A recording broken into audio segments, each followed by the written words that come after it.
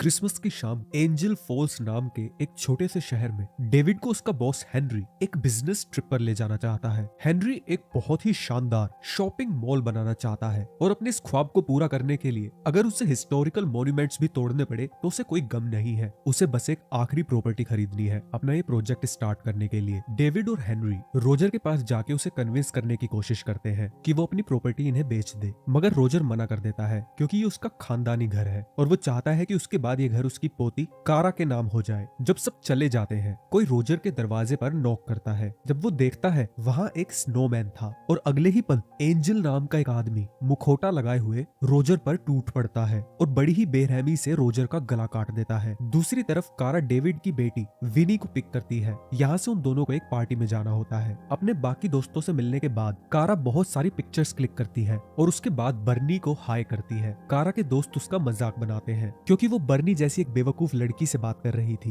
कारा का भाई जिमी भी पार्टी में आया था। पार्टी से बाहर पेड़ों के बीच वो अपने बॉयफ्रेंड को किस कर रहा था, पर तभी उन्हें एक आवाज आती है और वो दोनों वहाँ से जाने का डिसाइड करते हैं। फिर पता चलता है जो आवाज आई थी वो एंजल ने की थी। दूसरी तरफ कारा भी अपने बॉयफ्रेंड को किस कर रही थी, पर अचानक से उसके बॉयफ्रेंड के मुंह से खून निकलने लगता है जो कि कारा के मुंह में भी गया था। जब वो पीछे हटती उसे पता चलता है एंजल ने उसके मुंह में पीछे से कुछ घोंप दिया था। चिल्लाकर कारा वहाँ से भागने लगती है। एंजल उसे पकड़ने की कोशिश करता है और अपने आप को बचाने के चक्कर में चाकू कारा के हाथ के आर पार हो जाता है। जैसे ही वो नीचे गिरती है एंजल उसकी आंखों से ओझल हो जाता है, पर तभी वो कारा पर फिर से अटैक करने लगता है और इस बार ब्रिज के नीचे से। इसलिए कारा वहाँ से घर की तरफ भागती है, मगर दरवाजा अंदर से बंद था। अंदर के लोग कारा को देखते रह जाते हैं जब एंजल कारा को कई बार चाकू से घोंप कर मार देता है। अंदर मौजूद सभी लोग भी डर जाते हैं, मगर विनी फिर भी हिम्मत करके बाहर जाती है, लेकिन कारा का दम टूट चुका था। अगले ही पल एंजल विनी पर भी अटैक कर देता है। विनी का कैमरा नीचे गिरकर टूट जाता है। विनी एंजल के फेस पर मारकर जंगल की तरफ दौड़ने लगती है और वहां जाके एक पेड़ के पीछे छुप जाती है, मगर एंजल उसे ढूंढ लेता है, मगर किसी तरह से वो बच जाती है। तभी अचानक से जिमी एंजल को टैकल करता है। फिर दोनों के बीच हाथापाई हो जाती है। मौका मिलते ही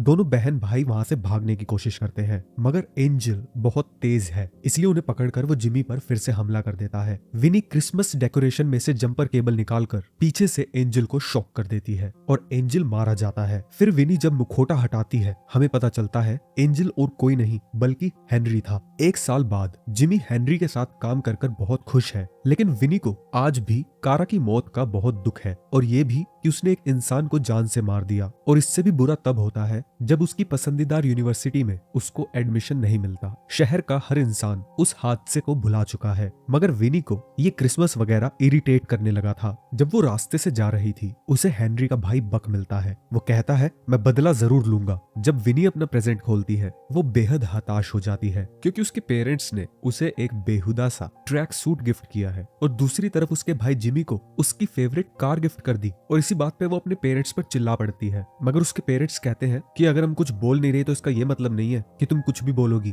ये सब सुन के वो घर में वापस आ जाती है। यहाँ उसका बॉयफ्रेंड रोबी उसे एक क्रिसमस पार्टी पर इनवाइट करता है। वो फटाफट रेडी होकर वहाँ पहुंच जाती है और बर्नी को हाय करके अपने बॉयफ्रेंड रोबी को ढूंढने लगती है, मगर वो डार्ला के साथ मिलकर उससे चीट कर रहा था। रोबी तो फिर भी बहाने बनाने की कोशिश कर रहा था, मगर डार्ला कह देती है हम तो एक साल से साथ हैं। गुस्से में आकर विनी पार्टी छोड़कर चली जाती है और जाकर एक ब्रिज के पास खड़ी हो जाती है। उसे आसमान में कुछ चमकदार लाइट्स नजर आती हैं और वो उन्हें देखकर विश करती है काश मैंने कभी जन्म ही ना लिया होता। उसी पल आसमान की लाइट बंद हो जाती है और साथ ही साथ पूरा का पूरा शहर अंधेरे में डूब जाता है। विनी बहुत कंफ्यूज हो जाती है और तभी उसे एक इंसान दिखता है जो कि किसी भी पल मरने वाला था और उसका कातिल था एंजल। वो तुरंत वहां से दौड़ना शुरू कर देती है और एक कार का शीशा तोड़कर उसका रेडियो यूज करने की कोशिश करती है। तभी वहां बक आ जाता है जो न जाने कैसे पुलिस इंस्पेक्टर बन चुका है और वो विनी को पहचानने से साफ इनकार कर देता है। विनी पूछती है पहले वाले इंस्पेक्टर कहाँ गए। बक कहता है एक साल पहले उनकी मौत हो चुकी है। यहाँ पता चलता है एंजल पिछले साल से अब तक बहुत लोगों की जान ले चुका है। अब तो विनी और भी ज्यादा कंफ्यूज हो चुकी थी। वो सोचती है कि वो सबको बता देगी कि एंजल की असली पहचान है क्या, लेकिन उसी पल हेनरी वहां आ जाता है और हमें पता चलता है वो इस शहर का मेयर है और वो विनी को ऐसे ट्रीट करता है जैसे वो यहाँ की है ही नहीं। इसलिए विनी बिना कुछ कहे वहां से भाग जाती है। जब वो अपने घर पहुंचती है उसे कोई भी पहचानने को तैयार ही नहीं होता।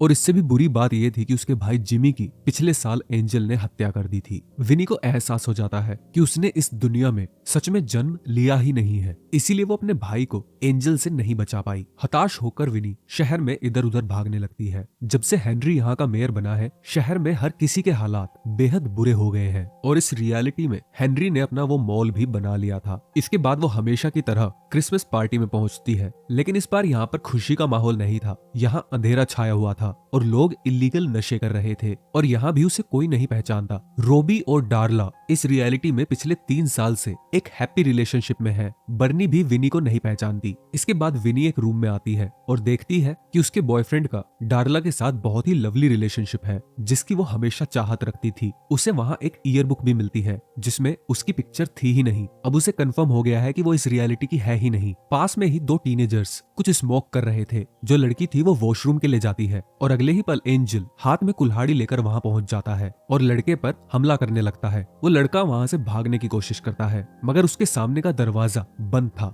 एंजल उस पर कुल्हाड़ी से हमला करता है। वो लड़का उस हमले से बहुत बुरी तरह से जख्मी हो जाता है, मगर वो फिर भी हार नहीं मानता और अपनी जान बचाने की कोशिश करता है। और अंदर मौजूद पार्टी में किसी को पता ही नहीं चलता कि बाहर क्या हो रहा है, क्योंकि पार्टी का म्यूजिक बहुत लाउड था। और कुछ देर मशक्कत करने के बाद एंजल उस लड़के को जान से मार देता है। जब उस लड़के की दोस्त बाहर आती है, वो उसकी लाश देखकर चिल्लाने लगती है। दूसरी तरफ विनी टीवी पर देखती है कि इस शहर में आए दिन मर्डर्स होते जा रहे हैं। वो पार्टी में मौजूद हर किसी का ध्यान खींचने की कोशिश करती है, मगर उसकी बात सिर्फ बर्नी मानती है, जो उसके साथ पार्टी छोड़कर बाहर आ जाती है। जिसके बाद ये दोनों सीधा बर्नी के घर जाती हैं। तब विनी को पता चलता है कि उसकी नई दोस्त बर्नी अभी तक के हुए सारे मर्डर्स को ट्रैक कर रही है। इसलिए विनी उसे बता देती है कि मैंने पैदा ना होने की विश मांगी और हेनरी ही एंजल है। बदले में बर्नी बताती है मरने वाले सारे बच्चे बड़े बिजनेसमैन के बच्चे हैं और इसी वजह से हेनरी के कंट्रोल में पूरा का पूरा शहर आ चुका है। क्योंकि किसी बिजनेसमैन का उत्तराधिकारी नहीं बचता तो उस प्रॉपर्टी को हेनरी कब्जा लेता है। लेकिन बर्नी को विनी की ये विश मांगने वाली स्टोरी मन घड़ंत लगती है और उसे लगता है कि क्या पता विनी ही किलर हो। वो पास में रखा एक चाकू भी उठा लेती है कि कहीं ये मुझ पर अटैक करने लगे तो मैं खुद को बचा सकूं। अगले ही पल एंजल खिड़की का शीशा तोड़ देता है, इसलिए दोनों लड़कियां वहां से भागने लगती हैं और एंजल उन्हें गेट पर ही मिलता है। वो विनी को पकड़ लेता है, मगर वो उसके हाथ पर काट कर और उसे पीछे की तरफ धक्का देकर वहां से भाग जाती है। जब वो दोनों डाउनटाउन पहुंचती हैं, बर्नी को विनी पर पूरा भरोसा हो जाता है और वो दोनों आसमान में पहले की तरह ओरा देखते हैं। तब बर्नी कहती है ऐसा पहली बार हो रहा है, वरना शहर के इस हिस्से में इस तरह की लाइट्स नहीं देखी जाती। इसके बाद वो दोनों पास के मूवी थिएटर में छुप जाती हैं, क्योंकि बर्नी के पास यहाँ की चाबी थी, क्योंकि पहली वाली रियलिटी में वो यहीं पर काम करती थी। दोनों लड़कियां एक दूसरे के पास बैठकर एक दूसरे का हाथ पकड़कर कुछ क्वालिटी टाइम स्पेंड करती हैं। अगली सुबह बर्नी को एक रूम मिलता है जिसमें आसमान में हुए इस ओरा के बारे में बहुत सारे आर्टिकल्स छपे थे। तो अब उन्हें यकीन हो जाता है कि विनी को ये ओरा ही यहाँ लाया है, लेकिन उन्हें यह भी पता चल जाता है कि ये ओरा फेड हो रहा है, यानी कि विनी के पास बहुत कम टाइम बचा है। अगर वो समय रहते अपनी दुनिया में वापस नहीं गई तो वो यहीं फंस जाएगी। विनी समझ जाती है कि उसे एंजल को फिर से मारना होगा और इसके लिए उसे किसी की मदद चाहिए। विनी अपने ही घर पहुंचती है, मगर डेविड उससे मिलना ही नहीं चाहता। मगर विनी एक फैमिली का सीक्रेट बताती है अपनी मौसी गेल को, जिसके बाद उसे विनी पर यकीन हो जाता है। डेविड बहुत ही हताश बैठा था, उसे जिमी के जाने का बेहद दुख था। डेविड के सामने विनी कहती है कि मैं जिमी की फ्रेंड हुआ करती थी और ऐसे ही कुछ स्टोरीज सुनाकर वो डेविड का मन हल्का कर देती है। मगर जैसे ही विनी कहती है कि हेनरी ही एंजल है, हेनरी गुस्सा हो जाता है। वो कहता है कि मेरा ही बेस्ट फ्रेंड मेरे बेटे को क्यों मारेगा। इसके बाद विनी को वहां से जाने के लिए कहता है। बाहर जाते हुए वो देखती है कि उसकी मॉम एक ड्रग एडिक्ट बन चुकी है और ओपनली अपने हस्बैंड को चीट कर रही है। अगले ही पल एंजल वहां आकर विनी की माँ को मार देता है। ये देखकर दोनों लड़कियां वहां से भागने लगती हैं। जैसे ही वो सीढ़ियों के पास पहुंचती हैं, एंजल बर्नी के हाथ पर चाकू से हमला करता है। दीवार पर लगी एक पिक्चर से विनी एंजल पर हमला करती है। एंजल सीढ़ियों से नीचे गिर जाता है और बेहोश हो जाता है। बड़ी ही सावधानी से बर्नी एंजल के ऊपर से कूदकर दरवाजे के पास पहुंच जाती है, मगर जब विनी की टर्न आती है वो एंजल के ही चाकू को उठा लेती है, मगर उसे मारने से पहले वो उसका मुखौटा उतारती है। और इस बार एंजल डेविड था। वो दोनों विनी की मौसी को लेकर वहां से निकल जाती हैं। बाद में विनी कहती है कि मैंने डेविड की आंखों में कुछ अजीब सा देखा था, मुझे लगता है कि उसको हिप्नोटाइज किया गया है। गेल कहती है कि 1 साल से मैंने भी सेम चीज नोटिस करी है। मुझे लगता है हेनरी ने डेविड के डिप्रेशन में होने का फायदा उठाया है और उसे मैनिपुलेट करके अपने इशारों पर मर्डर्स करा रहा है। विनी के पास अब अपने पिता को मारने के अलावा कोई और ऑप्शन बचा ही नहीं था। बाद में प्लान के अकॉर्डिंग वो लोग थिएटर पर डेविड के लिए एक मैसेज छोड़ते हैं कि हम लोग अंदर हैं और अपनी जगह 3 डॉल्स को बिठा देते हैं। किसी के पैरों की आवाज आने लगती है। गेल उस पर फायर एक्सटिंग्विशर यूज कर देती है और तभी विनी उन पर अटैक करने ही वाली थी, पर पता चलता है ये तो रोबी और डार्ला है। जब उनका ध्यान उन दोनों पर होता है, एंजल गेल को जान से मार देता है और तभी थिएटर की लाइट चली जाती है। विनी अपने पुराने कैमरा से पिक्चर क्लिक करने लगती है ताकि उसकी फ्लैश लाइट से एटलीस्ट कुछ तो नजर आए। वो देखती है कि एंजल डार्ला को मार रहा है और उसके बाद रोबी के पीछे है। बर्नी जैसे तैसे करके पावर स्विच तक चली जाती है और लाइट आते ही विनी एंजल पर एक स्टिक से हमला करती है और सीढ़ियों से चढ़कर ऊपर छुप जाती है, मगर एंजल उसे ढूंढकर उस पर जंप करता है। तभी विनी टूटी हुई स्टिक को सीधा एंजल के पेट के आर पार कर देती है और उसके मरने पर मुखौटा हटाकर वो डबल चेक करती है कि ये डेविड ही है ना। बाद में दोनों ब्रिज के पास चली जाती हैं और एक दूसरे को गुड बाय कह के विनी विश करती है कि काश मैंने जन्म लिया होता, मगर इस बार कुछ नहीं होता। इसलिए विनी ओरा पर चिल्लाने लगती है और फिर ओरा का कलर भी बदलकर रेड होने लगता है, जैसे कि वो गुस्से में हो। लड़कियों को एहसास हो जाता है कि हेनरी आज भी यहीं है, जो कि शहर के लिए एक बड़ा खतरा है। इसका मतलब बिना हेनरी को मारे विनी यहाँ से नहीं जा सकती। फिर वो दोनों मेन पार्क पहुंचती हैं, जहाँ हेनरी ने एक क्रिसमस इवेंट रखा था और जो लोग उस इवेंट में मौजूद थे सभी के सभी हिप्नोटाइज्ड दिख रहे थे। जब हेनरी को पता चलता है कि बक शहर छोड़कर जाना चाहता है, हेनरी कहता है तुम बहुत शरारती हो गए हो, और ये कहकर सभी के आगे उसको जान से मार देता है और उसे एंजल की ड्रेस पहनाकर ऊपर हवा में लटका देता है। विनी चिल्ला चिल्लाकर लोगों को होश में लाने की कोशिश करती है, मगर नाकाम रहती है। जिसके बाद हेनरी के बॉडीगार्ड्स दोनों लड़कियों को लेकर स्टेज पर आ जाते हैं, जहां हेनरी कहता है हाँ मैंने जिमी को मारा था ताकि मैं डेविड को कंट्रोल कर सकूं। बर्नी गुस्से में हेनरी को मुक्का मार देती है और तभी अचानक से वहां मौजूद लोग होश में आने लगते हैं। जब विनी हेनरी को स्टेज से ही नीचे गिरा देती है, होश में आए लोग हेनरी को मारने लगते हैं और हेनरी की गर्लफ्रेंड